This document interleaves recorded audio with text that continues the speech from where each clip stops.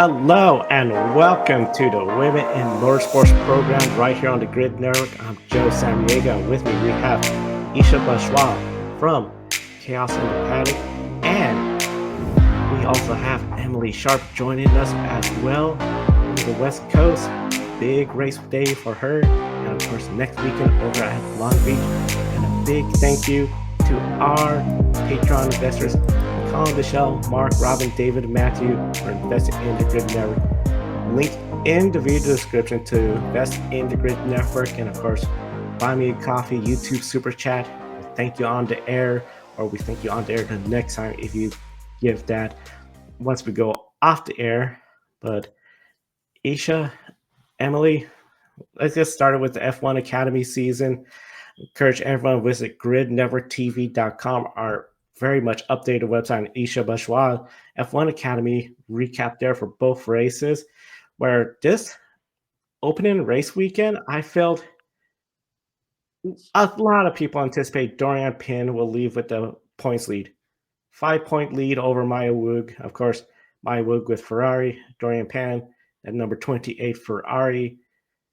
But we also had a first-time winner. Alicia Palmowski got that first race win, and really, she just led that last lap and a half, because we also what happened to Nina Gademan. Started up front because of the inverted field, led all the way into some sort of mechanical issue with a lap and a half to go. But still, Palmowski held off Chloe Chambers right behind her in that Red Bull Ford-supported entry. Emily, did Palmowski and Gademan surprise you in race one? Thanks, Joe. Yes, so Palmowski qualified in fifth, but she started in the fourth spot on the grid. So she really made the most of this opportunity she had this weekend. She got some overtakes done, and of course, she took over the lead when Nina Gademan had that incredibly unfortunate mechanical issue. And that truly is, an example of being in the right place at the right time. I do want to emphasize that it wasn't all just down to luck. She held off Chloe Chambers' charge for several laps. And of course, this isn't the first time that we've seen Palmowski out in the F1 Academy circuit. She was a wild card entry at last year's race in Qatar, where she had a strong P5 finish. So I can't say that I'm really that surprised that she capitalized on her moment here. Um, I will say that I was incredibly surprised, as many people probably were, to see how Nina Gademan lost that race, and just an incredibly unfortunate mechanical issue out of nowhere. She really dominated the race from the first lap all the way up until that mechanical issue. She had perfect restart. She was doing it uniquely and different on all of the cautions that we had. So for me, that was the bigger surprise, and not in a good way. Initially, I was surprised to see that she was able to maintain her lead for as long as she did. But the second or third restart that she had, it just was evident how strong and confident she was with her car. So again, super devastating for Nina Gateman and Prema Racing. And just really quickly before we move on to your next question, Joe, I do want to say I think I jinxed Tina Hausman. Another bad weekend for her. I was hoping that this year would be the start of a new, fresh page for her. And between race one and then running into Gademan, just again, not a good start for Tina Hausman. Palmowski and Gademan did surprise me so much. This is actually my first version having my first race with the inverted field. This is the second year F1 Academy has done an inverted grid, with the first season back in 2023 having an inverted sprint race as sprint one, and then a regular race with regular qualifying times in race two. I was so scared for the more experienced drivers like Pan, Vogue, and Chambers just to come up and take the lead. But again, in Formula One Academy, there's no DRS, there's no push to pass. So I'm so happy to see Palmowski and Gademan fight for P1 for Palmowski. Gaidman unfortunately had technical issues, but it was so great to see the new people fight for P1 and fight for the lead. It was good to see two surprise drivers up front where we anticipated with the sprint format, inverted format. The big question was how likely were they to stay up front, and the two of them just did a great job staying up front. The pressure they handle from Chloe Chambers, who is a regular racer when it comes to F1 Academy, has that win. She's showing a lot of potential already in those first two races. Wasn't making the mistakes, including Dorian Pin in that first race. Made that mistake, locked up. Next thing you know, gained fourth position because of that penalty. But overall, I think for those two, they had to feel pretty good about their experience, and especially for Pomowski, the 14th different driver to win at F1 Academy. That is some elite company considering this is just 3 seasons in, because we've seen how the championship driver tends to dominate. All right. So I know, Emily, we've discussed the inverted grid in a prior episode of Women in Motorsports. And do we really need that element of more entertainment in a series where we're trying to just give them the track time, the experience on the track? Now, we saw Maya Wood got third place. Dorian Pin had fourth place, made that mistake where she locked up her tires, lost it on the final lap, but then gained it back due to a penalty to Larson from contact the lap before. Overall, let's start with you, Esha. Was this inverted grid added a new element, and do you feel it complemented the track product that we saw in Shanghai, considering both race 1 and race 2? Yeah, I definitely love that we brought back the inverted grid from 2023, especially with Formula One Academy being a feeder series, trying to give an opportunity for these women to show off what they can do. This inverted starting grid actually really helps these women who would usually start in the back kind of catch up and show what they can do, because in Formula One Academy, again, like I said, there is no DRS, there's no push to pass, so all overtakes are just pure skill. So having that inverted grid definitely helps them, because it's definitely really, really challenging to get up on to P1 and the higher places because of the nature of the overtaking. For Shanghai, I felt that it felt really nice and really good to see the inverted grid. I feel like Shanghai is a complicated track with all the crazy turns we see in Shanghai. So seeing that inverted grid was definitely great. Yeah, I agree with you, Isha. The Shanghai circuit is incredibly complicated and difficult. So, with that said, I don't know, to use your word, Joe. I don't know if I'd use the word complimented the overall race circuit. I think it certainly, to use our favorite word when it comes to these inverted grids, is interesting. We saw a lot of cautions. I think I up to like 4 or 5.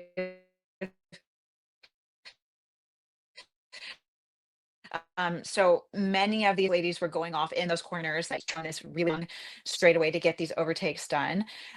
Shanghai is notorious for its corners, so a lot of these first-time visitors were struggling, and they have that incredibly long straightaway, one of the longest ones of the Yeah. entire season. So these ladies were trying to take advantage of that toe. As Isha mentioned, there's no DRS on these F1 Academy cars, so they're taking advantage of the toe. They're trying to get overtakes done, which obviously is a culmination of a lot of factors that caused a lot of these cautions. So again, I don't know if complimented is the right word. I think it gave some of these drivers an opportunity to find their way to the front. As Isha mentioned. But I think it's going to be really the inverted grid is going to work in some instances to kind of hold off those chargers. Of course, I already kind of mentioned it. Chloe Chambers was charging, Dorian Pond was charging, but I know we're going to talk about it. But next race out for these ladies is at Jeddah. That's a street circuit. There are straightaways, but they're in shorter bursts, and they're kind of scattered throughout. So I'm not sure if we're going to see as many confident overtake opportunities done that happened here in Shanghai. We're just going to have to wait. I mean, and to the point, there's so much battles happening. There were like places down in like 13th or 14th in the back of the grid. Leah Block was getting some action at one point. So again, I think it's going to play out differently at each circuit that we go to. It worked out really well here in Shanghai because of that long straightaway. But again, those corners kind of equalized everything. So Jeddah will be a different story. It's a street circuit, so it's always more difficult to overtake. But the more tenured drivers like Dorian Pon and Maya Woog will have the benefit of already visiting that track before. So we're just going to have to wait and watch. It's going to be interesting to see how this developed. Overall, I didn't feel like it was something too crazy where you just saw the ones charging from 876 just completely overtake the top four. The top four really showed their stuff out there. First race, of course, there's always getting the car to the settings, everything you got to put into it. I feel like a lot of potential still. Because that second race, no inverted grid. It was just pretty much what they qualified straight up to the grid. Rolling start due to excess dust, some debris, particularly looked like there was oil there, so they put a lot of that kitty litter stuff. But as soon as they start the race, Dorian Pan, the first straightaway, got around Maya Woog. Beautifully just drafted up, used that outside lane, and that first complex already had the lead. But then we had that safety car, which by the time we got racing again, it was on lap 5 out of 11. So a significant part of the race was already gone. But we still saw plenty of battles. Chambers versus Larson, Meyer versus Pomlowski. That was a really great battle. But up front, all pin all the way. Emily, does this highlight something about Shanghai? You talked about the straightaways, the corners, how challenging passing will be, and could this translate to just in general the importance of qualifying in this series where you don't have those DRs, you don't have those tools to make those overpasses, you just have one race where the top 8 get inverted. Yeah, and I mean, I think we saw this last year, right? Abby Pulling, the dominant driver of last season, Dorian Pon, another dominant driver, they were qualifying up front, and that's where they finished. So, not too much more to add what I had said in my previous statement. This is race 2 is what we're more traditionally used to seeing, and that was for a reason. The faster cars stayed up at the front of the field, and those slower cars were trying to make their way up, but like they just didn't have the pace in them as the front runners. So again, qualifying is going to be everything at Jeddah. I think that in general, a lot of these street circuits qualifying will be everything, maybe with the exception of Vegas, just because of how long that straightaway is, and those street barriers seem to be a bit wider than what we're going to be seeing in Jeddah. But again, race 2 was the reflection of what we're used to seeing. There's a reason why these faster cars were the same fast cars out of qualifying that ended up on the podium. So yeah, not too much more to add, but obviously interested to hear what your thoughts are, Esha. Yeah, definitely. The next 2 Formula One Academy races are happening in Jeddah and in Miami, both street tracks. So it's going to be very important how these drivers do in qualifying. I'm going to make an analogy. It's like how in Formula One, Monaco is really hard to overtake. In these more street-like tracks, it's going to be even harder to overtake. Again, like we mentioned before, no DRS. So it's going to be using the towing power, using the aerodynamics of the car ahead to push ahead to get that overtake. Yeah, we've seen so many great battles in Shanghai. I hope we can see more of them in Jeddah and Miami, but it's definitely going to be harder for these newer drivers to do that. It's going to be really interesting when we get to Jeddah, the next street race, next round for F1 Academy. This track, Dorian Penn looked like she had it swept last season, but then that very harsh penalty took it away. Abby Pullen got that second win and ran away with the championship after that. She dominated, but now I feel you got Dorian Penn. She probably has to feel a sense of, I want to get redemption. I want to prove a statement. Esha, do you believe Jeddah could be a big weekend for Penn to redeem last year? And would a sweep be possible in your opinion? Yes, definitely. Dorian has definitely learned her lesson from last year.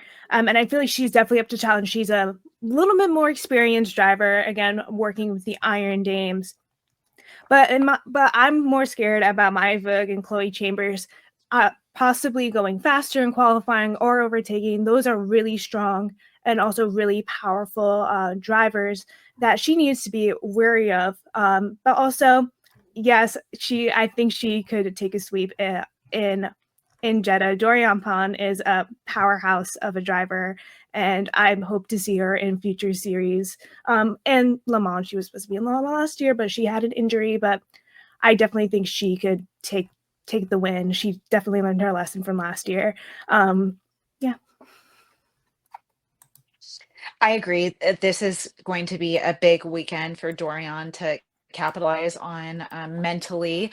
For her to do well, it would be just such a victory alone to kind of finally, wash her hands of that penalty that we've all talked about so much here on this program. So I won't bore our viewers by bringing it up again, but I do agree, Joe. I think this could be a redemptive moment for her.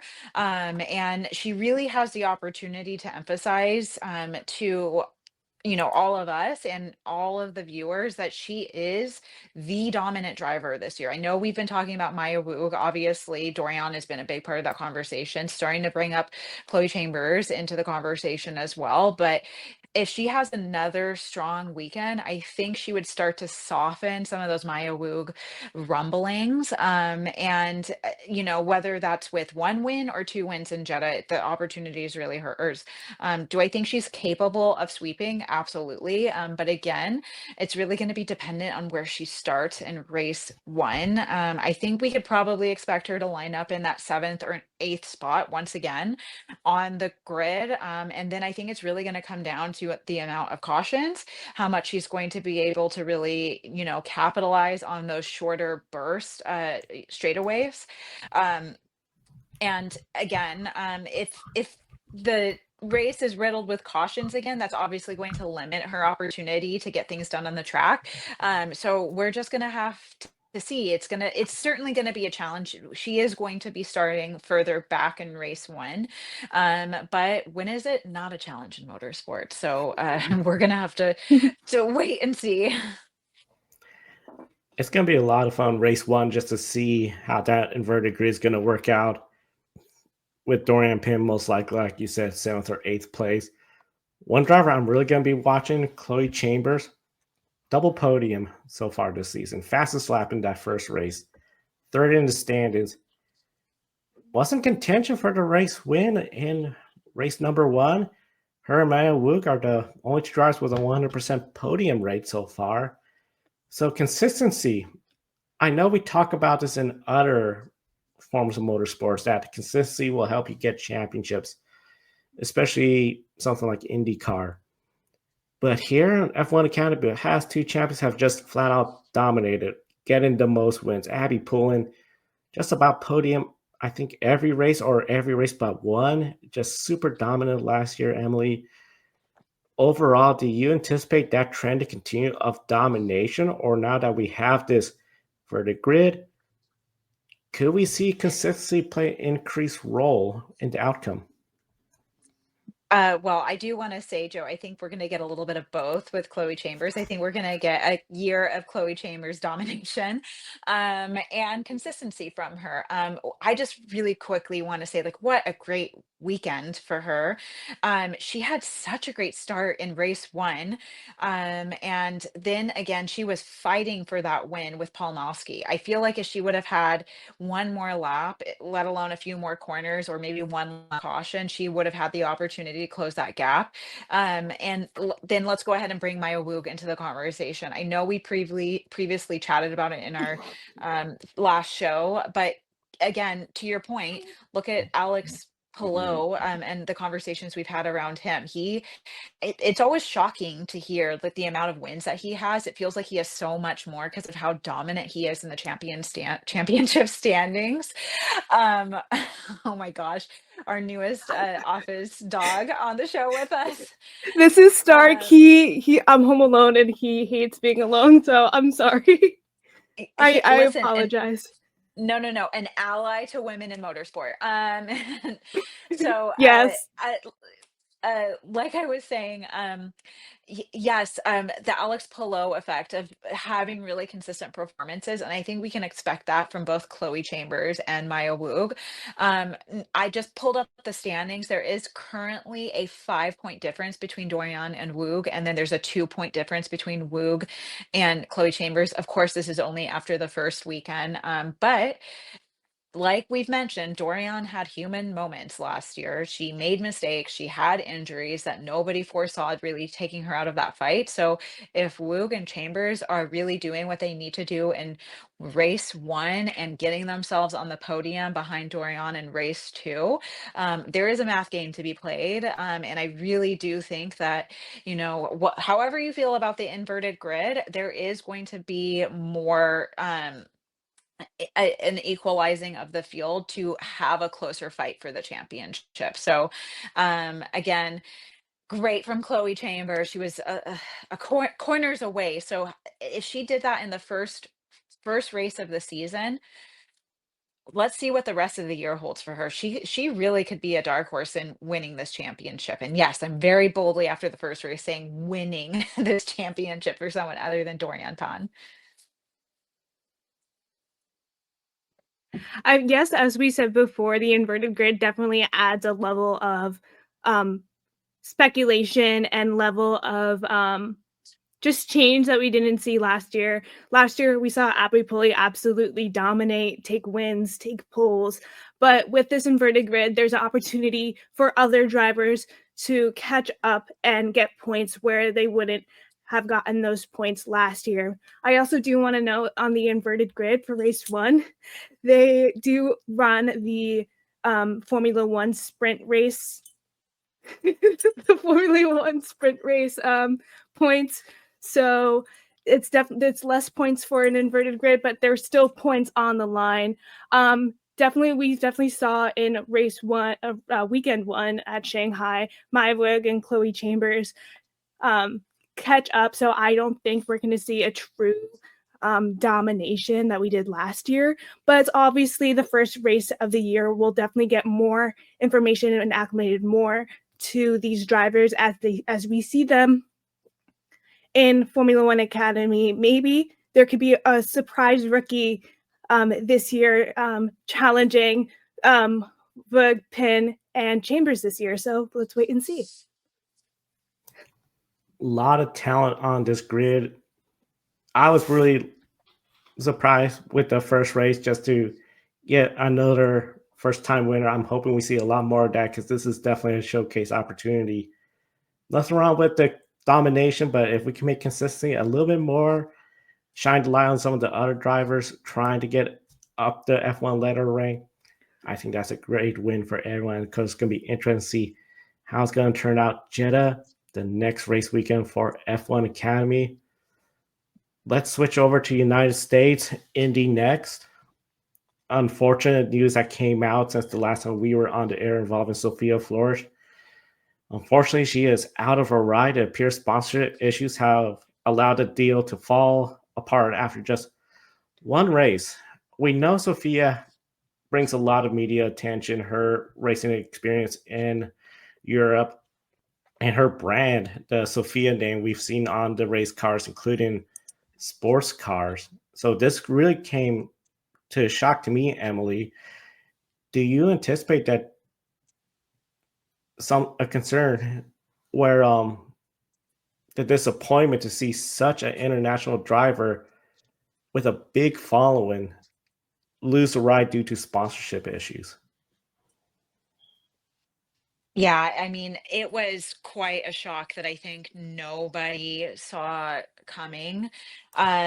We so excited to have Sophia Floersch part of this series. Again, to your point, Joe, because of the knowledge and expertise that she brings from her previous work in open wheel racing. So she was certainly a really exciting addition to this series. Again, I am a IndyCar advocate, so the business side of things, I just pulled up her number. She has close to 900,000 followers on Instagram. So she is a impactful driver that would have brought a lot of viewers to this series.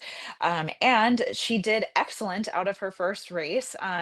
She finished in P12, which is an admirable finish. I don't remember the differentials between her and the cars ahead, but she was within a second or so, I believe.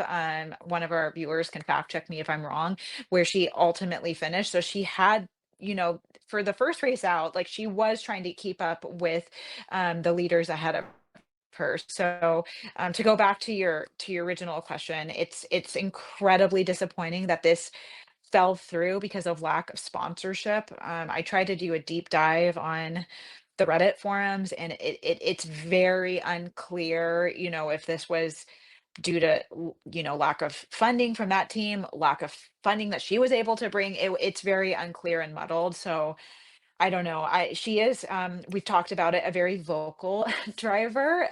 She's spoken out about how she really doesn't agree with having these female only racing series and other, matters in our, community. So I have a feeling we might get a full story from her later down the road. Also just did a quick check, no news on what's next for her. She might be going back to prototypes.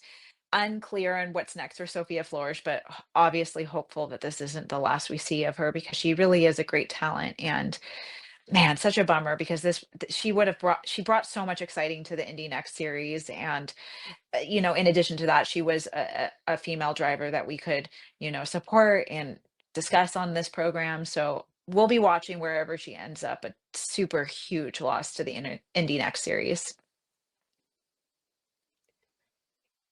Yeah, as you said, sponsorships in feeder series like these are so important because these drivers aren't being paid. They're not full pay drivers until they make it to Formula One or IndyCar. It's really sad to see someone like Sophia Floersch not being able to race in Indy Next due to funding issues. I mean, that's the name of these feeder series. Yeah, Stark? What do you think? These I'm so sorry. These feeder series, they need funding.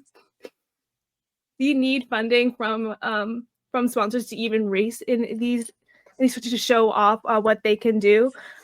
Following is one thing, but in motorsport, money is a bigger thing. Money will prevent you from being able to race. Followers, they might help you get into a seat. They might help you with sponsorships and stuff, but actually having that money, having that sponsorship is the name of the game for all of these feeder series. You bring up a really great point, Esha, about you got to bring the sponsorship money, the funding, even if you have the name of Sophia Floersch. Another big name, of course, Haley Deegan in Indy Next. She brings a lot of sponsorship, including Monster Energy, which has a huge presence in motorsports up to the F1 level. But we also know globally, a lot of uncertainty going around with the global markets. Not a good week for the stock markets here in the United States, globally. And it's these companies that do fund motorsports, whether it's not just the driver, but also you look at F1, race title sponsorship, premium partners, NASCAR sponsorship level, IndyCar. So I'll start with you on this, Esha, since you were talking about that. Could sponsorship funds be a concern for drivers during this uncertain time we're going through?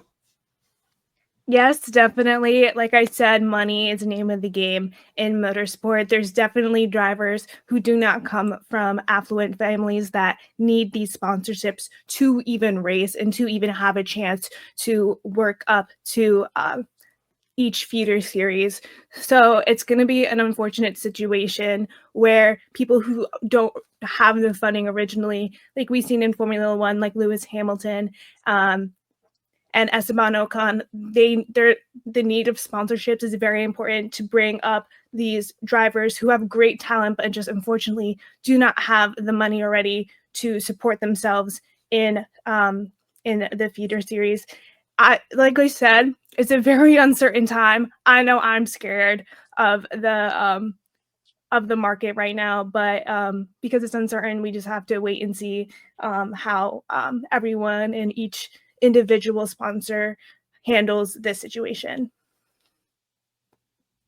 Yeah, I am completely aligned with you, Isha. I think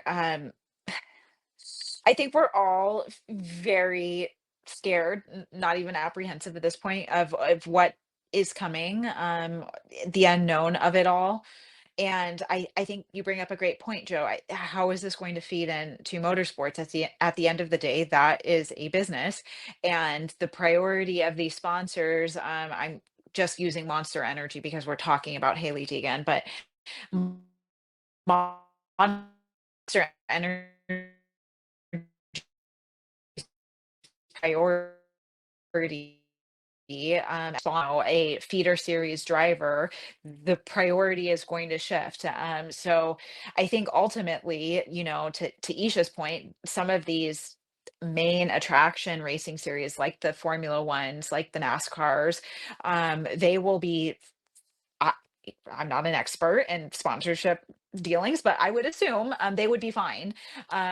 These smaller, come-upping, racing series with these, smaller names, not the Haley Deegans of the world that have already an established following, they are potentially going to be more impacted by whatever market changes are coming. Um, more. They're going to be the ones that, unless they are, you know, really creating impactful moments that are drawing viewers in, those are the drivers that are going to have to be more concerned with their livelihood in these series. So that's all I really want to say, because I think we'll all go down a deep dark spiral thinking about what we're going to be talking about on this program next week. Yes. um, but it's t- the word uncertain times. Very uncertain times. I think there's a lot of good points you all mentioned, and especially my thought, especially thinking of F1 Academy, where not only do we have the F1 teams, but you also have American Express, Tommy Hilfiger.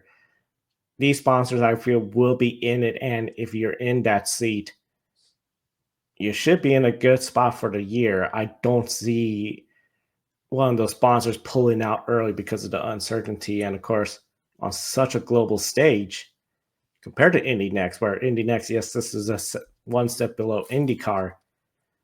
We know IndyCar has a bit of a smaller platform compared to F1, F1 Academy. So it'll be really interesting to see how sponsors will adapt with all the changes. And we'll be following the news. And of course, for all motorsports news, Grid Tonight every Wednesday right here on the Grid Network. Emily, let's start with our one shiny moment. We encourage everyone watching to share your one shiny moment, whether it was something from the F1 Academy race, some motorsports news from across the motorsport world.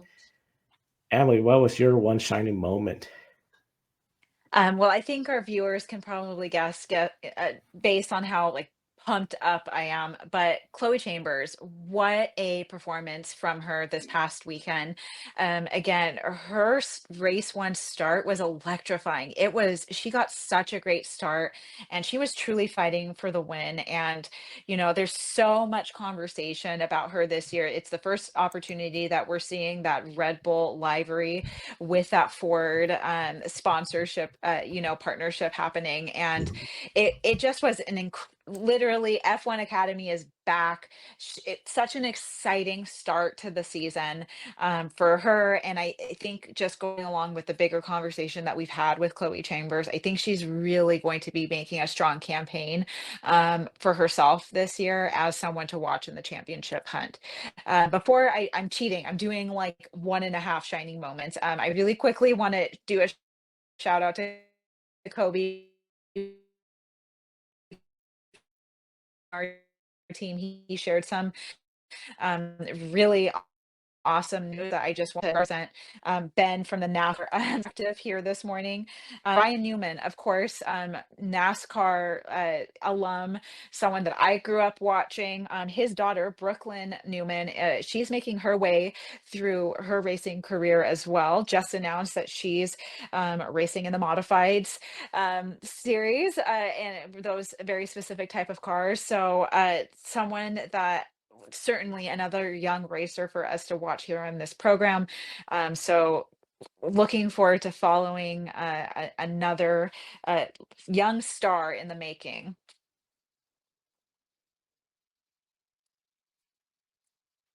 My one shining moment has to be Nina Gaidman. The way she was able to keep ahead of the pack after every restart in race one. Very, very unfortunate that she had technical issues on the couple last laps of race one. I would love to see her win because she did so well, just getting ahead of everyone. So she wasn't in the scraps of each restart that we had in race one. Race one, we had a lot of safety car restarts. She just did an amazing job, and she's my shiny moment because unfortunately her car failed, but she didn't. She did so well. Very well performed throughout the weekend. Overall, great weekend of racing across motorsports. Very excited to see the next upcoming weekend. Of course, this weekend it's gonna be the big one for Japanese Grand Prix. I know, Esha, you're going to be up early East Coast time for Grid Life After Dark. We encourage everyone to tune into Grid Life After Dark. We got the full team there. It's going to be a lot of fun. The wrap-up show, 90 minutes following the conclusion of the NASCAR Cup Series at Darlington. Then we do this all over again. Monday, Grid Encore. Wednesday, Grid Tonight.